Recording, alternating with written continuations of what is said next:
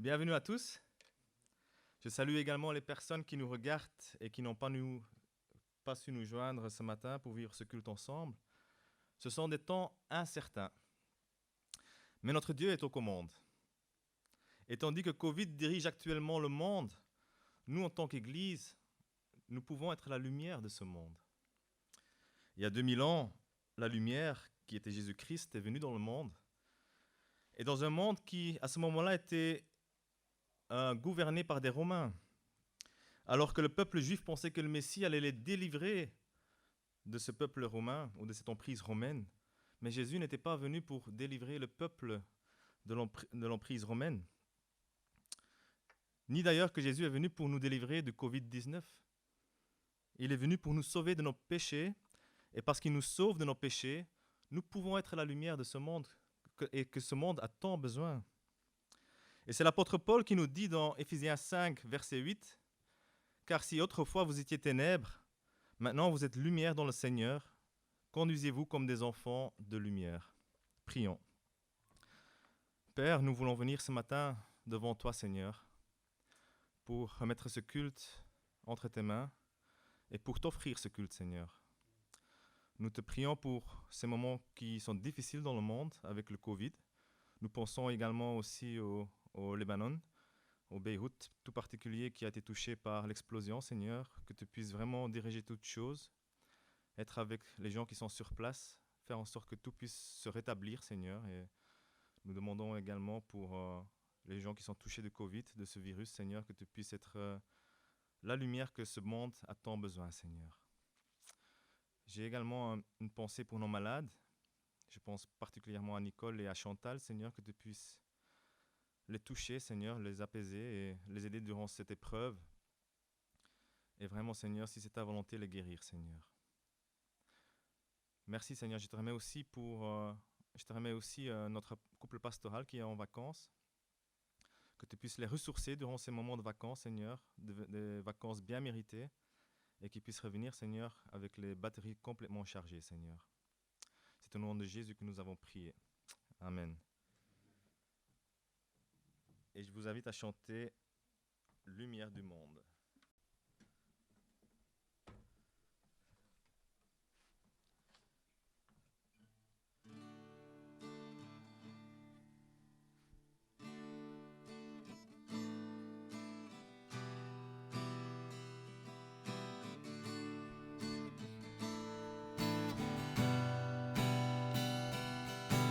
Lumière du monde venue dans l'obscurité, tu m'ouvres les yeux et je vois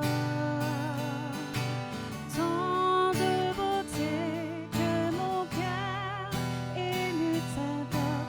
C'est que ma vie est en toi.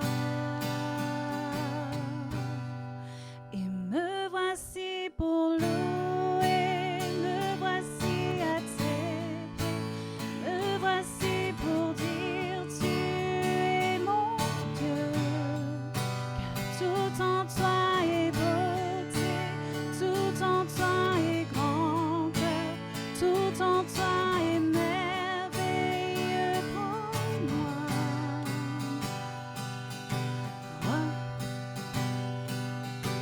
Roi éternel, élevé au-dessus de tout, ta gloire resplendit dans le ciel. Tu es venu humblement sur cette terre, tu t'es donné par amour. Et me voici pour louer, me voici à tes pieds, me voici pour dire tu es mon Dieu. Car tout en toi est beauté, tout en toi est grandeur, tout en toi est merveilleux pour moi. Et je ne pourrais imaginer le prix payé pour mon péché. Non, je ne pourrais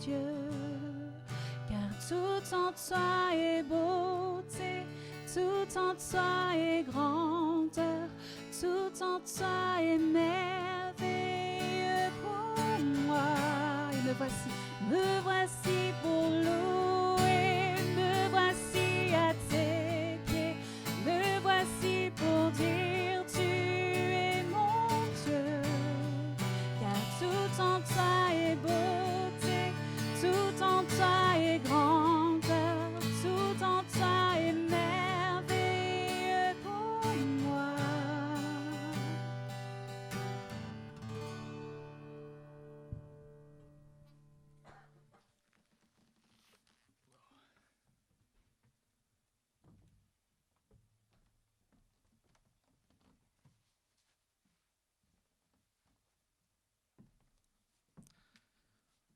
En quoi croyons-nous? Qu'est-ce que nous croyons? C'est une question que j'ai posée aux jeunes il y a quelques semaines et aujourd'hui je la nous pose. En quoi est-ce que nous croyons? En Dieu. Je vais vous dire, il y a beaucoup de gens dans le monde qui croient en Dieu. Est-ce que ça les sauve? Ah, donc je repose la question. En quoi est-ce que nous croyons? Attends, donc Jésus-Christ, ok. Et est-ce que ça nous sauvera? Croyons-nous en Dieu? Croyons-nous que Jésus-Christ est mort sur la croix? Est-ce que cela sauvera-t-il nous? Est-ce que cela nous sauverait-il? Ah, il y a des avis partagés. Le jour où nous traînerons devant Dieu, est-ce que nous dirons « J'ai cru en Jésus-Christ » Ah, c'est l'ancien musulman Nabil Qureshi qui écrit dans son livre « À la recherche d'Allah, j'ai trouvé Jésus » qu'après des années de recherche, il avait conclu que les évangiles sont véridiques et qu'ils n'ont pas été modifiés durant les siècles, que Jésus est mort sur la croix, qu'il est ressuscité le 3e jour et il croyait que c'était vrai. Mais il n'était pas prêt à le suivre. Le prix pour lui, pour abandonner, pour payer, de suivre Jésus était trop grand. Il dit dans son livre, si je voulais suivre Jésus, je dois abandonner ma famille musulmane, je dois abandonner mes amis musulmanes, je dois abandonner ma culture, tout ce que j'ai toujours su et cru, et le prix est trop grand, mais surtout, le chagrin que je porterai à mes parents, je ne peux pas payer ce prix-là. Il a fallu des années, ou un certain temps, en tous les cas, avant que Nabil Qureshi décide de tout abandonner et de suivre Jésus. Il y a plein de monde dans le monde il y a plein de personnes dans le monde plutôt, qui croient que Jésus-Christ est réellement mort et ressuscité. Mais cela ne le sauvera pas. Même le diable croit que Jésus-Christ est mort et ressuscité. Cela ne le sauvera pas. Et en Luc 14, 27, Jésus dit « Celui-là qui ne porte pas sa croix et ne me suit pas, ne peut pas être mon disciple. » Et l'image que Jésus donne ici, ce n'est pas rien. Vous devez savoir qu'au temps de Jésus, lorsque les gens marchaient littéralement avec leur croix sur le dos, en ce moment-là, les condamnés étaient déjà des morts, on dit en français des morts en sursis. Dans toute l'histoire romaine, il y a une personne qu'on sait qui a survécu la crucifixion. Donc pour vous dire que les chances de survie étaient de 0%. Donc l'image que Jésus donne à marcher, porter sa croix, est vraiment de mourir à soi-même. Et c'est d'abord croire que Jésus est mort sur la croix pour mes péchés. Je crois et je suis prêt non seulement à mettre ma main dans le feu, mais mettre toute ma vie dans la balance. Croire que Jésus-Christ est mort pour mes péchés, de sorte que cela affecte toute ma vie et que je me détourne de mes péchés. Et de cette façon, nous sommes lumière de monde parce que nous pensons plus comme les autres, nous vivons plus comme les autres, notre vie ne nous appartient plus, c'est le Christ qui vit en moi. Et je vous invite à chanter « Je crois en Jésus » suivi par « Ô Jésus ».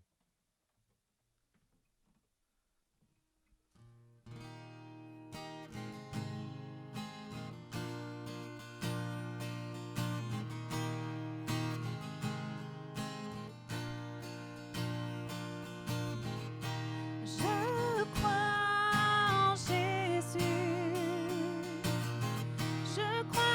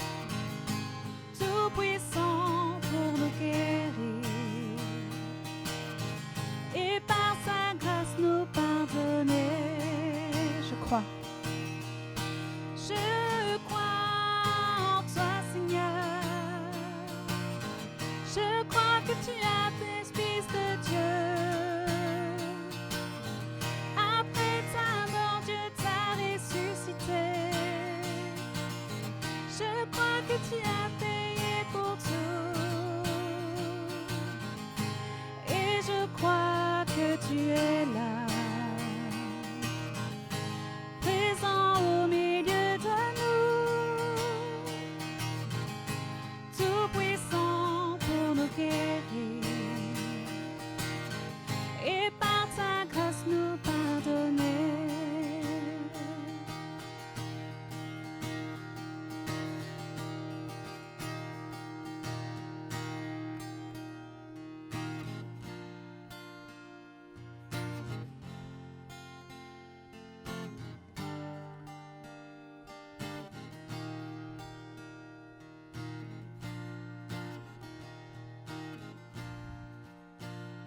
Oh Jésus. Mon Sauveur, Seigneur, nul n'est comme toi. Jour après jour, je te louerai, car ton amour est merveilleux.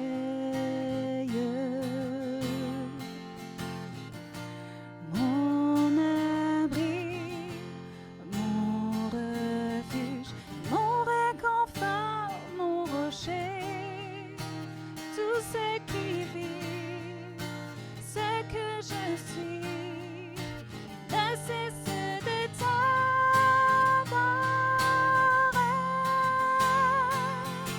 Chante au Seigneur, crie de joie terre entière. À Dieu la gloire, la puissance et l'honneur. Les monts s'inclinent et les flots rugissent à l'écho de ton nom. Je vois tes œuvres et mon cœur crie de joie. Je t'aimerai, je tiendrai par la foi. Rien ne pourrait égaler tes promesses pour moi.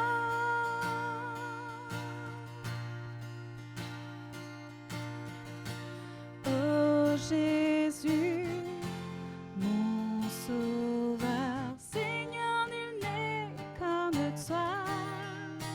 Jour après jour, je te louerai, car ton amour est merveilleux.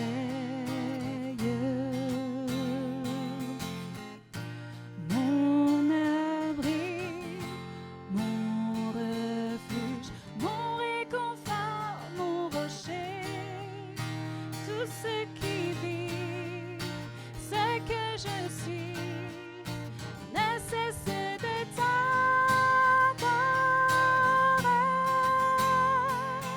Chante au Seigneur, crie de joie terre entière.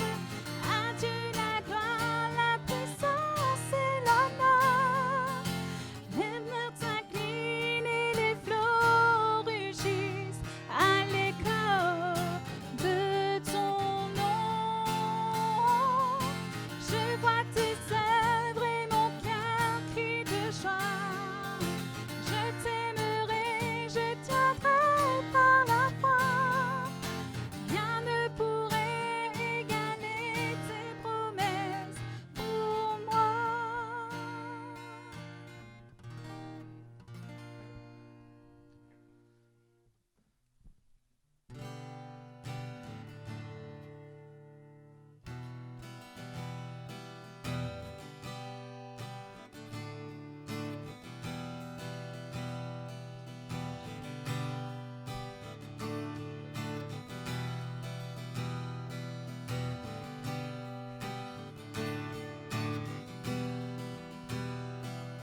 Je viens t'offrir, Seigneur,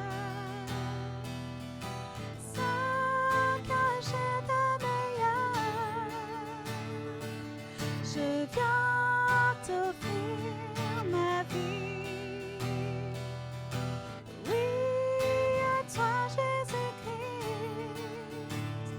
Et même si je suis fragile, et même si c'est difficile, je chanterai gloire à l'Éternel. Je chanterai louange à son nom. Je chanterai Dieu, mon essentiel. Je chanterai en l'honneur de son nom.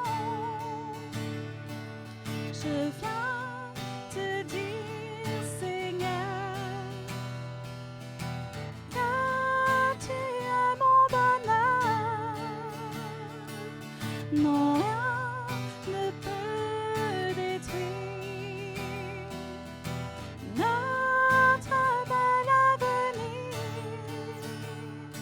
Et même si je suis fragile,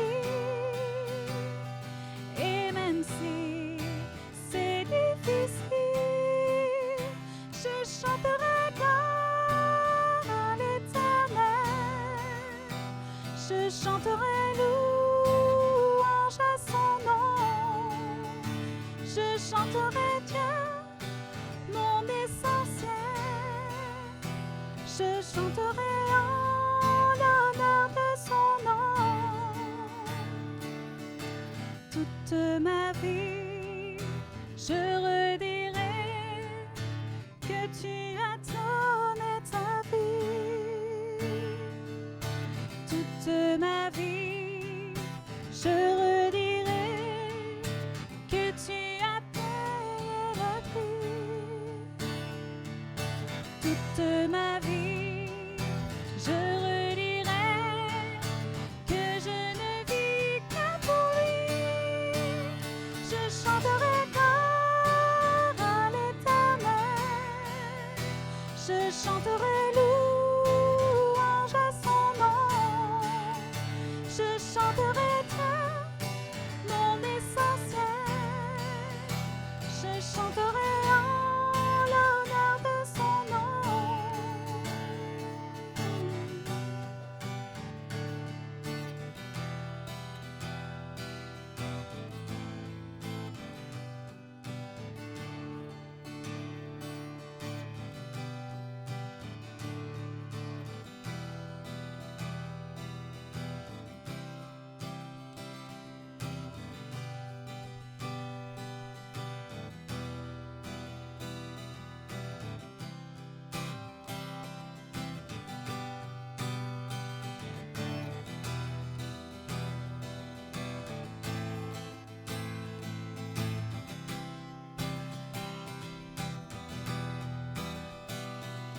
Mon refuge. Mon refuge, ma forteresse, mon Dieu, qui me délivre des pièges que l'on tend devant moi. Mon refuge, ma forteresse, mon Dieu, qui me délivre des pièges que l'on tend devant moi.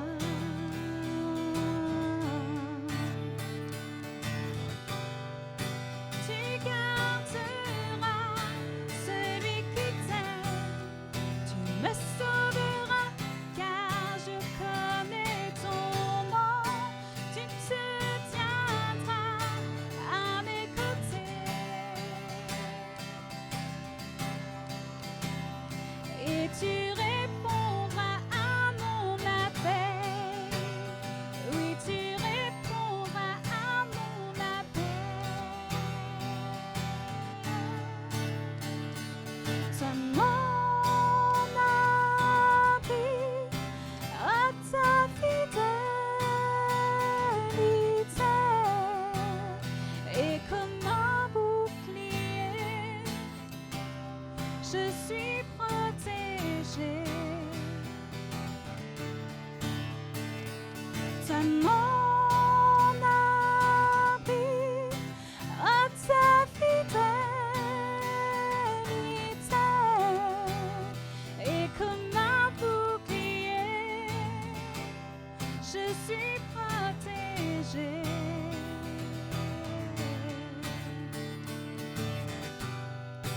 Tu garderas celui qui t'aime, tu me sauveras, car je connais ton nom. Tu te tiendras à mes côtés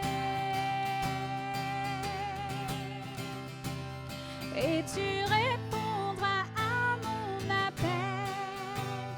Oui, tu répondras à mon appel. refuge. Mon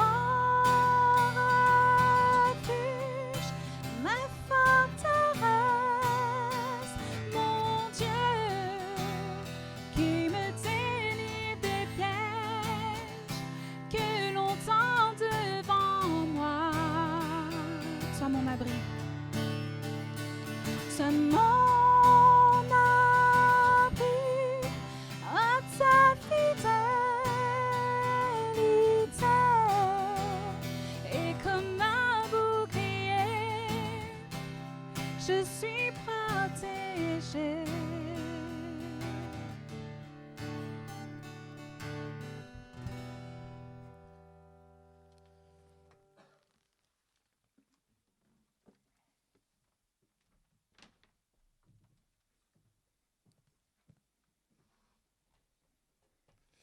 Bonjour à tous. Nous allons prier. Père, nous venons de chanter que tu nous sauveras parce que nous connaissons ton nom. Que tu gardes celui qui t'aime. Seigneur, ce matin, nous voulons te rendre grâce pour ta présence, ton amour, ta grâce, ta miséricorde. Merci parce que tu es un Dieu d'amour et que par ta parole, tu nous montres la vie. Tu es la lumière du monde. Ce matin, Seigneur, parle en nos cœurs, parle en notre vie. Parle-nous et que ta parole, Seigneur, soit cette lumière qui va nous conduire, qui va nous éclairer à chaque instant. Merci, Seigneur, pour ta présence. Merci, Seigneur, pour ton amour. En Jésus-Christ, ton Fils, nous t'avons ainsi prié, Père. Amen. Oui, nous sommes en train de vivre des moments difficiles. Non seulement à cause du Covid, mais à cause des événements de ces derniers jours. La semaine dernière, on a parlé de la mort. Et aujourd'hui, on va parler, non pas de la mort, mais on va parler juste des tempêtes, des difficultés qui arrivent dans nos vies. Nous allons prendre nos Bibles dans les livres de Luc, au chapitre 8, et nous lirons les versets 22 à 25. Luc chapitre 8, versets 22 à 25. Un jour, Jésus monta dans une barque avec ses disciples. Il leur dit, passons de l'autre côté du lac. Et ils partirent. Pendant qu'ils naviguaient, Jésus s'endormit. Un tourbillon fondit sur les lacs. La barque se remplissait d'eau et ils étaient en péril. Ils s'approchèrent et les réveillèrent en disant, « Maître, Maître, nous périssons. » S'étant réveillés, il menaça les vents et les flots qui s'apaisèrent et les calmes revint. Puis il leur dit, « Où est votre foi ?» Saisis de frayeur et d'étonnement, ils se dirent les uns aux autres, « Quel est donc celui-ci qui commande même au vent et à l'eau, et à qui ils obéissent ?» Quand je préparais ces messages, je regardais un peu les contextes de ces textes. Et tout le chapitre 8 de Luc, on y parle des miracles. Le début montre que Jésus est entouré par ses disciples. Quelques femmes, les 12, et que Jésus leur parlait. Et ensuite, il leur racontait l'histoire, la parabole de celui qui construit sa maison sur les rocs, sur les sables. Et le troisième, c'est sur quoi? Pardon? Non, les troisième maison, construit sur quoi? Les rocs, sur les sables, et les troisième?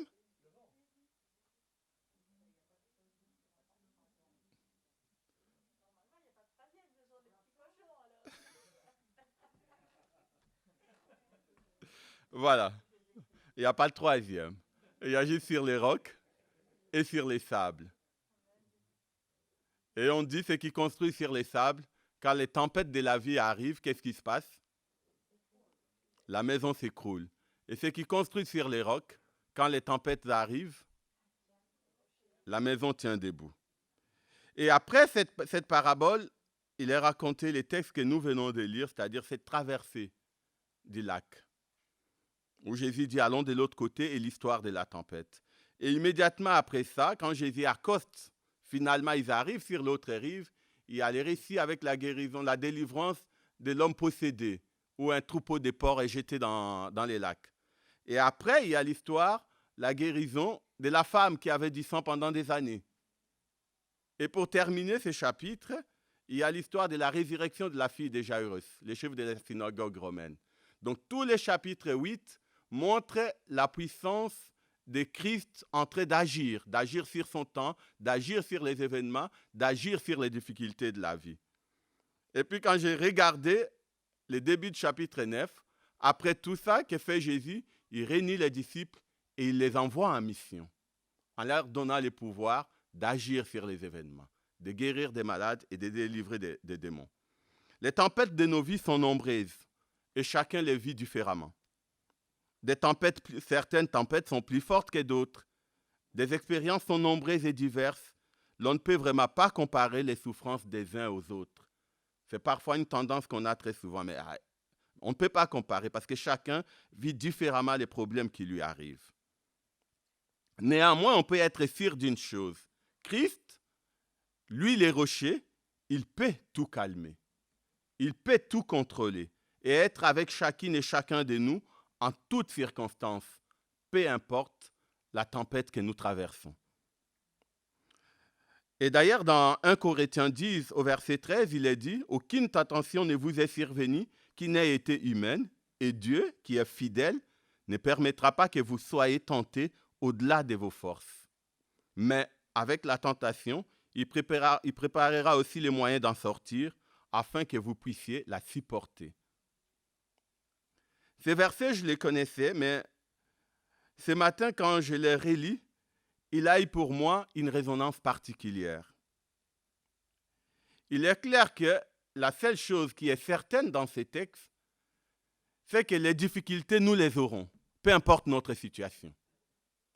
Mais, et les mains changent tout, mais malgré ces difficultés, malgré ces problèmes, Dieu donnera à chacun, selon sa force, selon sa capacité, selon ses souffrances, selon ses problèmes, mais à chacun d'entre nous, Dieu donnera la force de traverser ces épreuves et de les supporter.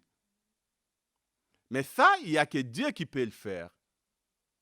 Ni moi, ni votre mari, ni votre père, ni votre épouse, mais c'est Dieu qui donne la capacité de supporter et de résister, de tenir à l'épreuve, peu importe cette épreuve.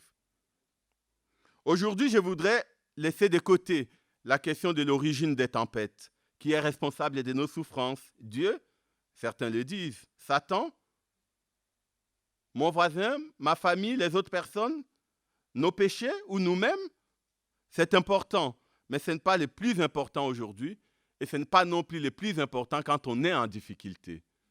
Quand je suis en train de couler, je n'ai pas besoin de savoir qui m'a jeté dans l'eau. Je n'ai pas besoin de savoir si j'ai été imprudent et je suis tombé moi-même. Je n'ai pas besoin de savoir si les fabricants du bateau n'avaient pas mis les voiles comme il faut. Ce qui m'intéresse quand je suis en train de couler, c'est de savoir comment m'en sortir.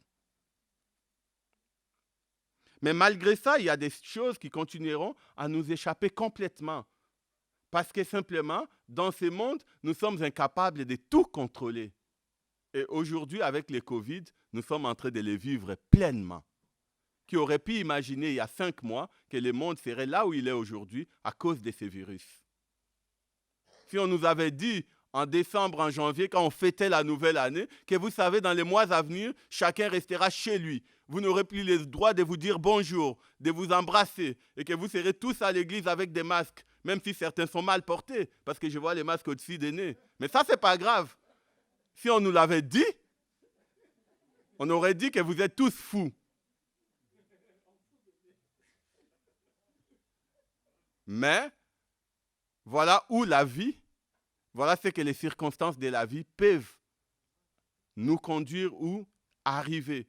Mais il y a une certitude, au milieu de toutes ces tempêtes, au milieu de tous ces imprévus, au milieu de nos gestes inconsidérés, il y a un Dieu qui ne change pas. il y a un Dieu qui est là comme un roc fidèle, prêt à aider qui, nous l'avons chanté, c'est lui qui l'aime, c'est lui qui connaît son nom et c'est lui qui marche avec lui. Et Naïm nous a rappelé au début de ce culte en quoi nous croyons. Et c'est Dieu, malheureusement, en dépit de tout ce que nous pouvons dire sur son amour, il ne se tient à côté que des gens qui l'aiment et qui marchent avec lui. Tu peux les connaître. Si tu ne décides pas de marcher avec lui, Dieu n'est pas avec toi. Et pour voir la place des difficultés, quelqu'un avait dit dans un des cantiques, j'ai oublié lesquels, quelqu'un avait dit, écoute, si tu ne rencontres pas les diables sur ton chemin, c'est-à-dire si tu ne rencontres pas les difficultés de la vie, pose-toi la question si le diable n'est pas en train de marcher avec toi. C'est pourquoi il t'épargne des difficultés. C'est-à-dire qu'en tant que chrétien, quand on décide de suivre Christ, ça ne veut pas dire, contrairement à toute une série d'évangiles qui nous annoncent qu'en décidant de suivre Dieu, c'est le bonheur épanoui, c'est l'abondance, c'est la richesse, c'est la joie. Ça, Dieu ne l'a jamais dit. Et j'ai trouvé cet extrait qu'un auteur a écrit, magnifique, qui dit « Suivre Jésus, c'est risquer la tempête ». Il est difficile aujourd'hui de s'afficher comme chrétien dans le monde du travail ou à l'école. Suivre Jésus, c'est risquer la tempête. Les autres risquent de se moquer de nous, de ne pas nous comprendre, de mépriser notre foi. Il est difficile de ne pas tricher aux examens. On perd une chance d'avoir une meilleure note parce qu'on est honnête. Suivre Jésus, c'est risquer la tempête. Il est difficile d'être intègre. On ne fait pas ce que tout le monde fait et on risque de perdre de l'argent en restant dans la légalité.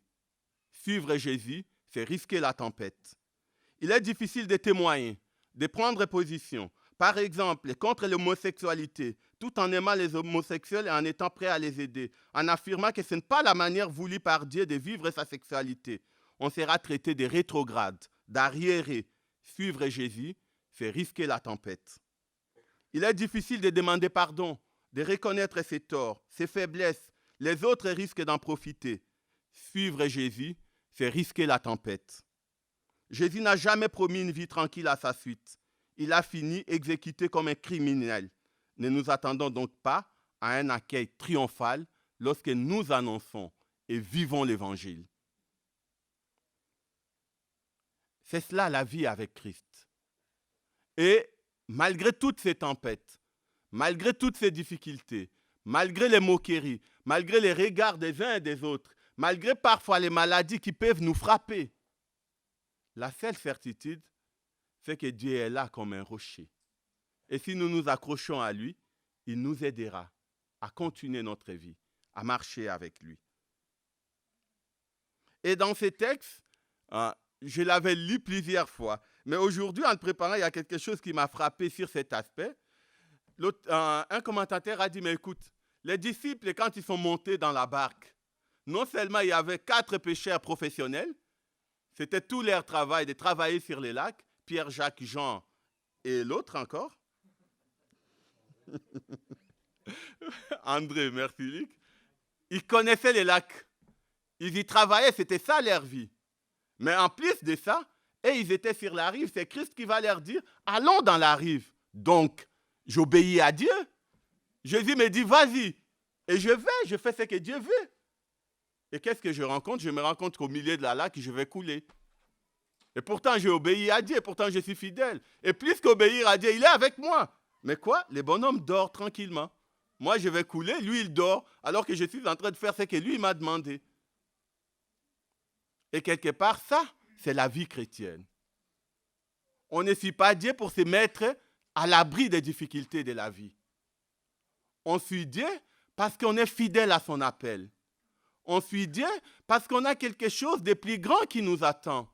Je marche avec Dieu parce que Dieu veut que je marche avec lui. Parce que Dieu dit que tu marcheras avec moi et que moi je serai avec toi. Et que demain, après cette courte vie sur la terre, tu seras éternellement à côté de moi. Il ne te promet pas la bénédiction, la richesse, la joie. Oupi, je suis chrétien, tout va bien. Et aux premières difficultés, mais Dieu, il est où? Les tempêtes de nos vies. Suivre Jésus finalement, c'est reconnaître sa puissance, c'est roc qu'il est. C'est-à-dire dans les textes de Marc, quand les disciples réveillent Jésus, il se réveille. D'abord, il ne s'occupe pas des disciples. Il se réveille et il parle au vent. Arrête-toi. Et le vent s'arrêta. Et la mer se calma.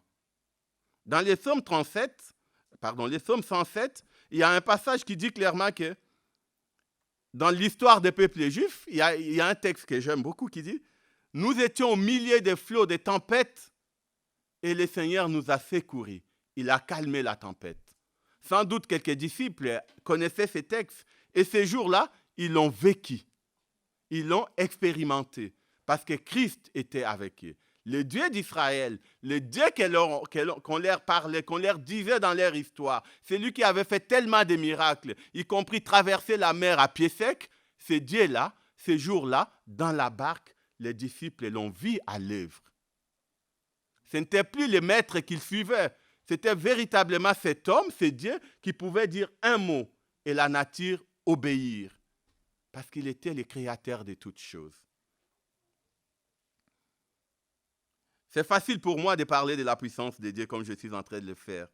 Mais qu'en est-il dans ma vie, dans notre vie, quand ces tempêtes nous arrivent? C'est beau, je suis là devant en train de prêcher, c'est tellement beau de dire des choses agréables. Mais quand je suis dans les difficultés, quand la tempête n'est pas celle de Naïm ou celle de Nicole ou celle de Francesca, mais c'est ma tempête. Quand c'est moi qui me retrouve dans les difficultés, dans les souffrances, où j'ai l'impression que Dieu n'existe plus, où j'ai le sentiment que Dieu est silencieux, j'ai beau prier, rien n'arrive, les difficultés continuent. Est-ce que je serai en mesure, est-ce que nous serons en mesure d'affirmer, de dire ce que je suis en train de dire ici? Parce que c'est là que commencent les problèmes. Comment trouver les moyens de faire face alors que le doute est inscrit en nous et qu'il fait partie de notre vie?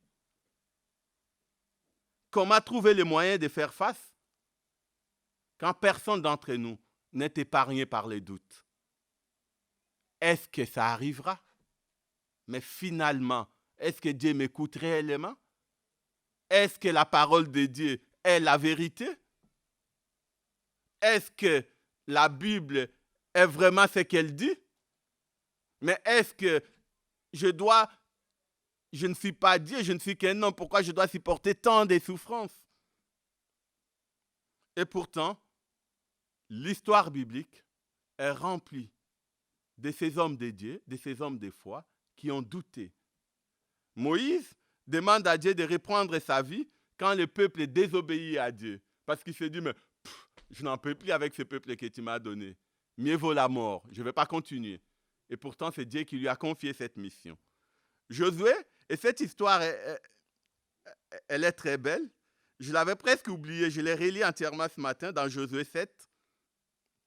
Parce qu'elle met l'accent sur quelque chose de particulier. Après la mort de Moïse, Josué reçoit la mission de Dieu de conquérir la terre promise. C'est que Moïse n'a pas pu faire. Pourquoi? Parce que Moïse, à un moment donné, a douté de Dieu. Parce qu'il s'est énervé, Dieu lui a dit, bon, d'accord, toi, tu n'iras pas à la terre promise. Même si tu es mon préféré, quelqu'un d'autre s'en occupera. Mais ce Dieu, souvent, nous avons tendance à penser que ce Dieu de l'Ancien Testament est différent du Dieu du Nouveau Testament. Parce que la grâce est venue avec Jésus-Christ. Mais nous nous trompons. La parole de Dieu dit, Dieu ne change pas. Il est le même. Ce Dieu juste qui punissait dans l'Ancien Testament est ce Dieu d'amour et de grâce qui aujourd'hui nous laisse le temps de changer. Et si nous refusons les changements, comme la parole de Dieu dit, il est permis à tous de vivre et de mourir une fois. Et après quoi vient le? Eh oui, le jugement de Dieu nous attend. Mais on n'en est pas là aujourd'hui, on est dans la tempête. Ce que je disais sur cette histoire, c'est que finalement, Josué fait sa première conquête, magnifique. Le mur de Jéricho tombe, rien qu'avec des cris. Et le peuple, Josué, c'est lui, Dieu a fait ses promesses. Puis les batailles continuent. Mais Dieu a donné des instructions. Quand vous arrivez dans une ville et que vous conquérez cette ville, que vous détruisez tout, ne prenez rien pour vous. toutes les richesses, tous les biens que vous avez, il faut tout détruire. Et moi, Dieu, je serai avec vous. Et puis ils arrivent, Josué envoie quelques espions pour une ville, un peuple, et les espions vont, ils arrivent, ils disent, oh, mais c'est facile, ils ne sont pas nombreux, on n'a pas besoin de mobiliser toute notre armée, donne-nous juste les 3000 hommes, et on va aller, on va remporter la bagarre. Ok, les 3000 hommes sont désignés. Naïm, il faut me rappeler, attends. Les 3000 hommes sont désignés, ils partent, et là, surprise, ils sont complètement abattus, 36 morts en débandade. Et là, Josué, mon Dieu, pourquoi tu m'as envoyé? Josué est dans le doute total. Seigneur, qu'est-ce que je dois faire? Qu'est-ce qui s'est passé? Et il passe toute la journée, il a les bons réflexes. Il se tourne vers Dieu, il a réuni les anciens avec les anciens. Toute la journée, ils se sont couchés devant l'arche de l'Éternel pour dire, Seigneur, qu'est-ce qui se passe? Et là, Dieu se révèle. Dieu dit à Josué, mais vous savez pourquoi vous avez perdu cette bataille? Parce que vous m'avez désobéi. Josué dit, quoi? Qui? Comment? Et Dieu dit, allez, réunis tous les peuples. Et puis, on appelle tous les peuples d'Israël, tous les chefs des tribus, les 12 tribus sont là, et Dieu désigne la tribu de Juda. Allez, toutes les autres tribus s'en vont, et on réunit tous les chefs de famille de la tribu de Juda. Et là, Dieu désigne un chef d'une famille. Tout le monde s'en va. Le chef de famille vient avec tous ses membres. Et là, Dieu désigne un homme. Il dit, lui, c'est lui le coupable. Josué demande à cet homme, qu'est-ce que tu as fait? Ah non, lors de la bataille précédente, j'ai vu un beau manteau, j'ai vu de l'argent, de l'or, et je l'ai pris. Je l'ai caché sous ma tente. Mais tu savais que c'était... Oui, mais la riche, j'avais envie de garder ce beau manteau, d'avoir cet argent. Et là, la décision de Dieu va être terrible. Et c'est parfois pourquoi l'Ancien Testament nous choque quand on regarde l'histoire de la Bible avec notre regard d'humanité. Dieu dit, ah bon? Allez, prenez-lui et toute sa famille, tous ses biens, au fait, liquidez-les tous parce qu'ils ont désobéi à Dieu. Et c'est la condition pour que vous continuiez à avancer. Et malheureusement, pour nous, parfois notre vie ressemble à cette histoire.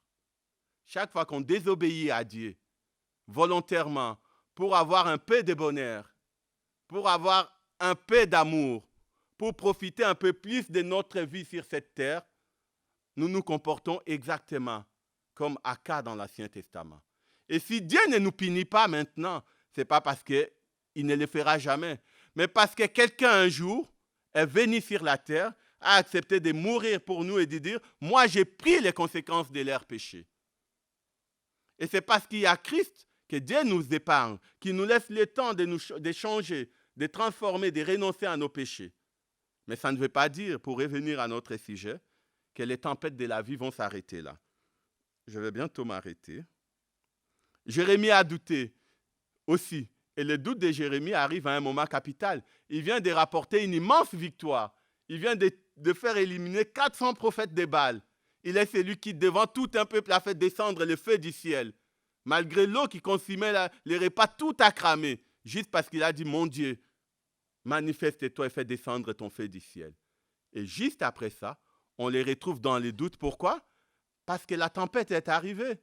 Parce que la reine a décidé d'avoir sa tête. Et il est obligé de fuir. Et là, il dit, Dieu, je n'en peux plus, tue-moi.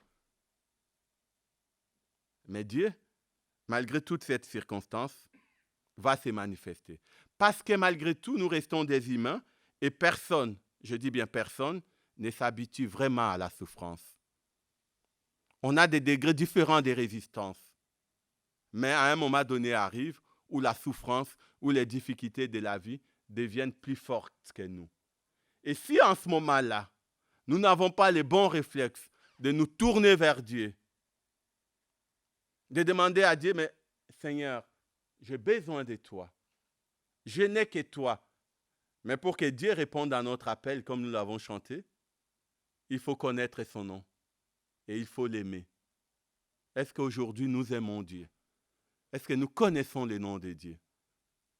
L'aimer et le connaître, c'est connaître sa parole et faire sa volonté. L'aimer et le connaître ne s'arrête pas à prêcher, à parler, à savoir, mais commence surtout par le changement, la transformation de notre vie. Oui, Dieu nous envoie parfois des tempêtes et des difficultés. Le diable aussi. Mais le diable ne peut rien faire sans l'accord de Dieu.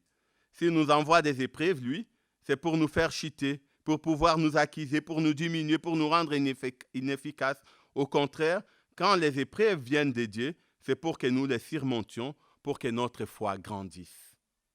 Combien d'hommes de Dieu n'ont pas vu leur vie transformée parce qu'ils ont réussi à traverser une souffrance et parce que Dieu s'est révélé à eux au moment où ils étaient les plus faibles, au moment où ils se sentaient les plus attaqués. Et parce qu'ils ont vu Dieu à l'œuvre, ils savent désormais que peu importe les difficultés de la vie, quand je suis fidèle avec Dieu, il me prend par la main et il marche avec moi.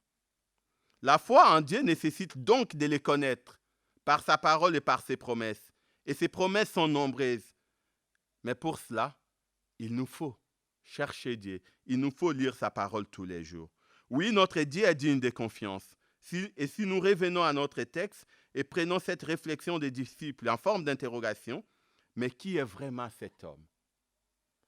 Quelque part, c'est un peu une autre manière de poser la question que Naoum nous a posée cette question ce matin. En qui croyons-nous? Mais qui est vraiment cet homme qui parle même à la tempête, au vent, et le vent lui écoute? Qui est vraiment Christ pour toi? Ce matin, que représente Jésus-Christ pour toi? De la réponse à cette question dépend la manière dont tu vas vivre et traverser les épreuves d'aujourd'hui et de demain. Si Christ ne représente pas grand-chose pour toi, il ne sera jamais là à tes côtés pour t'aider à traverser les épreuves. Mais s'il est tout pour toi, alors il te donnera la force de les traverser. Il te prendra par la main. Il te guidera. Et en écrivant ces messages, il y a un texte, ces textes, il y a un cantique, mais je ne sais pas. De toute façon, je ne sais pas chanter, je ne pourrais pas vous les chanter. Sinon, Flore va sortir. Mais bon, ce n'est pas grave. Le cantique dit, il n'a pas dit, Jésus n'a pas dit que nous coulerons. Il a dit, allons sur l'autre bord. Donc, même si dans la barque, on pense que nous sommes en train de couler, la barque est remplie d'eau, la tempête fait rage. Mais Christ a dit une chose, il a dit, allons de l'autre côté. Il n'a pas dit, nous allons couler. Et parce qu'il a dit, allons de l'autre côté, nous savons, malgré l'eau dans la barque, malgré les difficultés de la vie, que je finirai par aller où Jésus a dit que j'irai. Parce que quand il dit un mot, la chose s'accomplit. Quand elle ordonne, la chose existe. Et c'est cela la magie, le miracle de Dieu que nous servons. De Dieu que nous pouvons appeler dans les moments de détresse. Le Dieu que nous pouvons évoquer à tout moment. Parce qu'il dit, je suis fidèle à celui qui m'appelle. Celui qui invoquera le nom du Seigneur sera sauvé, nous dit la parole de Dieu. Mais il faut le faire de tout notre cœur. Il faut le faire de toute notre force.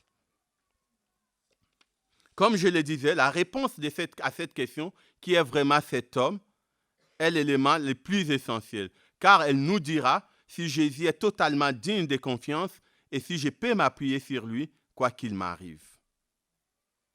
Mais cela, encore une fois, ne nous évitera pas les souffrances. D'ailleurs, Paul lui-même, qui a expérimenté une vraie tempête dans sa vie, mais aussi toutes les difficultés de la vie dans sa marche avec Christ, le dit à Timothée. Dans Timothée 3,12, qu'est-ce qu'il dit? Il dit, tous ceux qui veulent mener une vie fidèle à Dieu, dans leur union avec Jésus-Christ, seront persécutés. Ça, ce sont des paroles, des textes que nous regardons très peu dans la Bible. Quand nous parlons de suivre Christ, très rarement nous allons chercher ces versets-là pour dire en fait, suivre Christ, c'est accepter les persécutions. On les regarde rarement, ça ne nous intéresse pas. Ce qui nous intéresse, c'est que Dieu nous donne la vie, le bonheur. Et il y a un cantique qui dit ça, la vie, le bonheur et quoi? J'ai oublié. Mais la Bible, la marche avec Christ, c'est ces moments de joie, de bonheur, de délivrance, de salut. Mais c'est aussi ces moments de tempête, des souffrances, des difficultés. Et la foi en Dieu, la force de Dieu, c'est que dans ces moments-là, c'est rappeler que Christ a promis qu'il sera avec moi tous les jours jusqu'à la fin. Oui, dans ce monde déchaîné par la haine et par la guerre, dans notre planète, objet des temps, des tempêtes, des tremblements de terre, des tsunamis, des différents problèmes, dans cette période où Corona est roi, après ce qui s'est passé au Liban, où on peut dire, mais ces innocents, qu'est-ce qu'ils ont fait?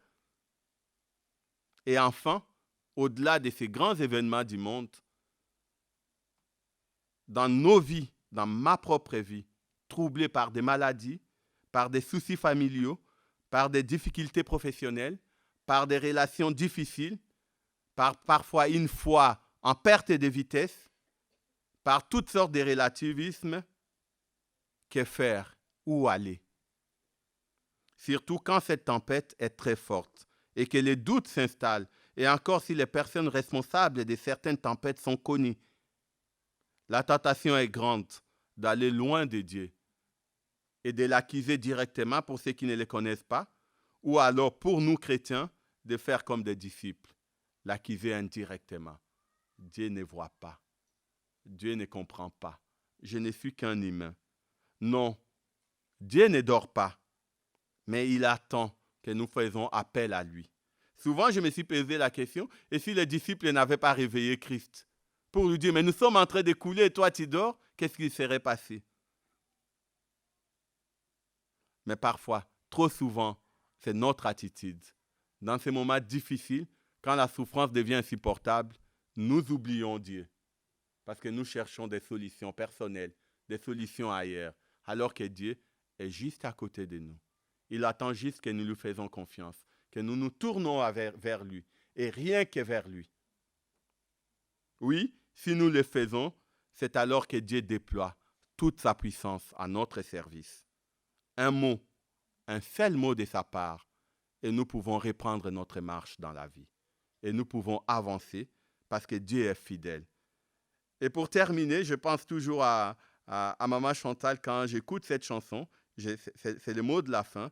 Cette chanson qui dit « Abrite-moi, Seigneur. Quand les océans se déchaînent, je les traverserai avec toi. Père, tu domines les tempêtes. Je suis tranquille parce que tu es là. » Quel réconfort de savoir que dans les tempêtes de nos vies, Dieu se tient à nos côtés.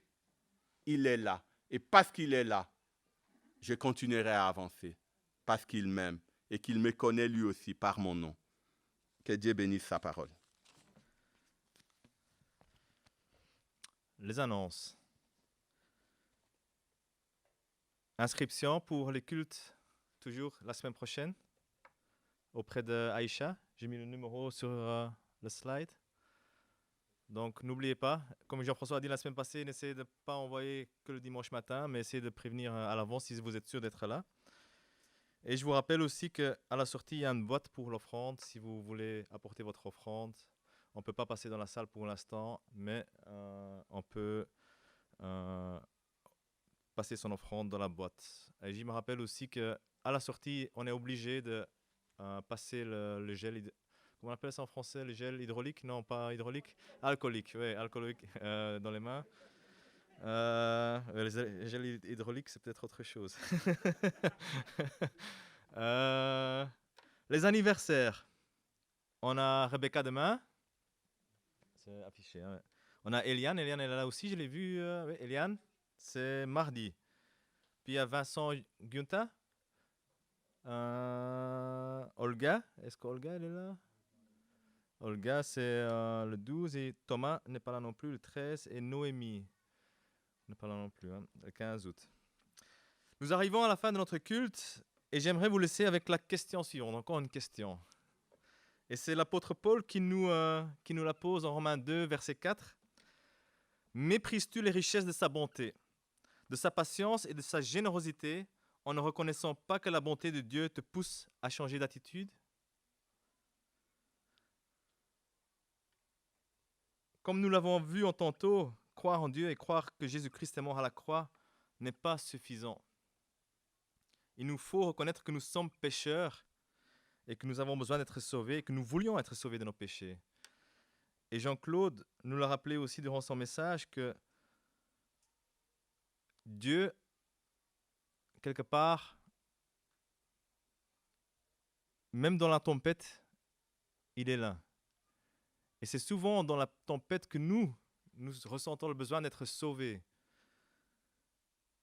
Qui veut être sauvé que quand tout va bien dans la vie? Alors, souvent quand on est dans cette tempête-là, on reconnaît qu'on a besoin d'être sauvé. Mais comme je l'ai dit dans mon introduction, est-ce que nous voulons être sauvés de nos problèmes ou est-ce que nous voulons être sauvés de notre péché? C'est pas pareil. Et c'est en acceptant le prix que Jésus-Christ a payé par sa mort pour nos péchés et en nous repentant de nos péchés, ou comme la version du texte nous dit, de vouloir changer d'attitude, que Christ peut nous sauver de nos péchés. Christ est mort pour nous. Est-ce que nous sommes prêts à vivre pour lui? Bon dimanche à tous.